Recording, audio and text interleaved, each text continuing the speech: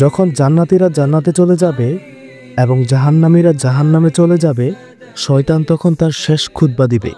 কি বলবে? ওয়াকাল্লা আশ-শাইতানু লাম্মা কুদিয়াল আমরু ইন্নাল্লাহা ওয়া'আদতুকুম ওয়া'দাল হাক্ক।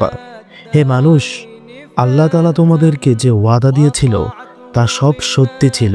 ওয়া'আদতুকুম ফাআখলাফতুকুম, আমিও ওয়াদা করেছিলাম কিন্তু আমার সকল ওয়াদা মিথ্যা ছিল।